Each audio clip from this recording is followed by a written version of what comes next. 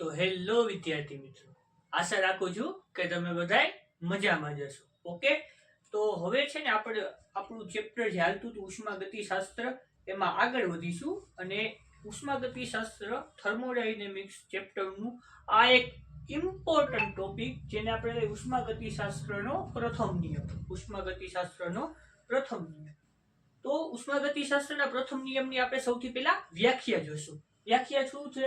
ઊર્જાનું સર્જન કે વિનાશ થતો નથી, પરંતુ તેનું એક સ્વરૂપમાંથી બીજા સ્વરૂપમાં રૂપાંતરણ થાય છે. ઊર્જાનું સર્જન કે વિનાશ થતો નથી, તેનું એક સ્વરૂપમાંથી બીજા સ્વરૂપમાં રૂપાંતરણ થાય છે. અથવા એની બીજી નાનકડી શોર્ટ વ્યાખ્યા થશે, નિરાળી પ્રણાલીની ઊર્જા અચળ રહે છે. હવે આમાં વસ્તુ કેવું થયું કે આ તમે બે વ્યાખ્યા વાંચી પણ તમને કાંઈ સમજાણું નહીં હોય, તો આપણે એક એક્ઝામ્પલ થી સમજશું. તો સૌથી પહેલા હું તમને છે ને એક સૂત્ર લખી આપીશ. Delta you is equal to Q plus W. આ ડેલ્ટા યુ છે ભાઈ, આ delta you is equal to Q plus W. આ છે ને આ સૂત્રને કહેવામાં આવે છે ઉષ્માગતિશાસ્ત્રના પ્રથમ નિયમનું સૂત્ર.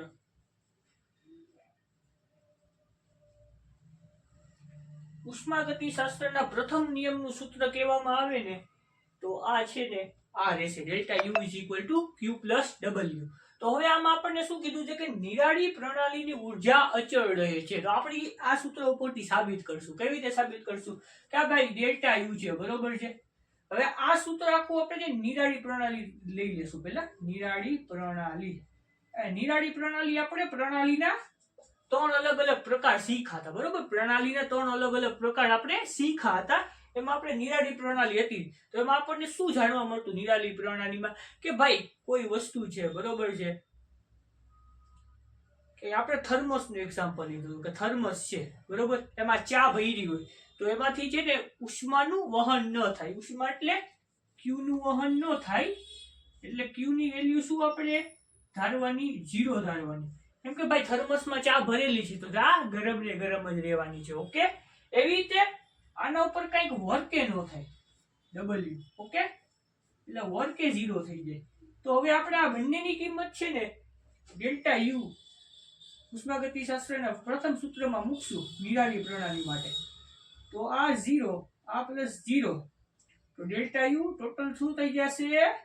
0. ડેલ્ટા યુ ટોટલ થઈ ગયું 0. તો આના ઉપરથી આપણને આગળ શું સમજવાનું કે ભાઈ ડેલ્ટા યુ ને આપણે શું લખીએ? ડેલ્ટા યુ ને આપણે u2 u1 લખીએ. પ્રારંભિક ઊર્જા માઇનસ અંતિમ ઊર્જા માઇનસ પ્રારંભિક ઊર્જા, આવું આપણે કઈક લખીએ. તો હવે ડેલ્ટા યુ 0 થઈ ગયો, u2 u1, તો અંતે આ શું થઈ જશે? u2 is equal to u1. એટલે અંતિમ ઊર્જા ઇઝ ઇક્વલ ટુ પ્રારંભિક ઊર્જા. તો એનો મતલબ શું થાય કે બંને સંખ્યા સરખી હશે. કઈ રીતે સરખી હશે? કે ભાઈ જો અંતિમ ઊર્જા છે ને, અંતિમ ઊર્જા એ 24 છે ને, તો પ્રારંભિક ઊર્જા પણ 24 જ છે. એટલે બે વેલ્યુ સેમ છે. કે કોઈ પણ ઊર્જા છે, બરોબર છે, ઊર્જાનું છે ને સર્જન કે વિનાશ નથી થતો.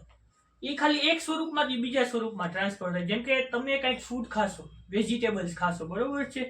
વેજીટેબલ્સ ની એનર્જી ક્યાંથી મળશે? સૂર્યના કિરણોમાંથી મળશે, બરોબર છે.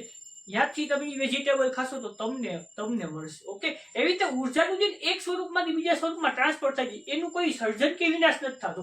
તો આ વસ્તુ આજ આપણને સમજાવે છે. એના ઉપરથી આપણે આ વ્યાખ્યા સમજી લીધી. એના ઉપરથી નિરાળી પ્રણાલીની ઊર્જા અચળ રહે છે એ પણ આપણે શીખી લીધું. ઓકે, તો આપણે આજના માટે આટલું રાખશું. આ છે ને આપણો એક અગત્યનો ટોપિક છે ઉષ્માગતિશાસ્ત્રનો પ્રથમ નિયમ. તો તમે સરખી રીતે જોઈ લેજો અને સમજી લેજો. Okay, thank you.